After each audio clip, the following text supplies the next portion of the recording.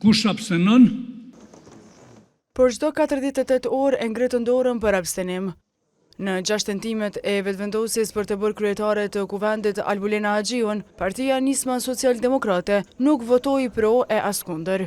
I pari i partisë Fatmir Limaj, me 2 deputetet e tij, vendosën të përdorin këtë formë.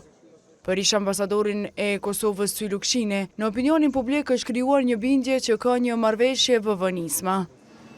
E kjo, siç thot ai, ka bërë që Limaj të shpresojë se do të ketë postin e kryekuvendarit. Tani do të shihet nëse Kurti merr një lloj poe nga partitë e mëdha, në kuptimin nëse nxjerr një kandidat konsensual, për çka partitë politike ka thënë se nëse ka një kandidat konsensual të VV-s, sigurisht që dilet, atëherë nuk do i duhet vota në këtë moment. Por Kurtit do t'i duhet vota e Limajt sigurisht për ta formuar qeverinë, nëse nuk ka ndonjë marrëveshje me këtë qeveri, me këto parti tjera. Profesori universitar Avdi Smajlaj thotë se në këtë formë Nisma tregon se ka një marrëveshje pezull.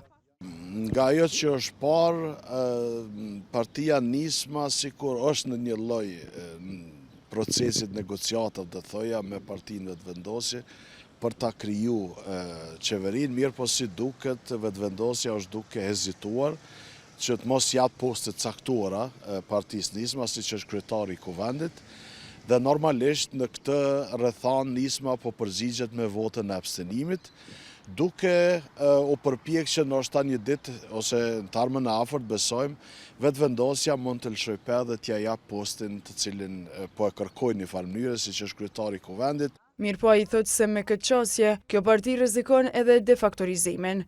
Në rast se bëhet një koalicion i partive të mëdha, atëherë roli i Nismës normalisht që zvoglohet ose mund të themi edhe defaktorizohet tërësisht.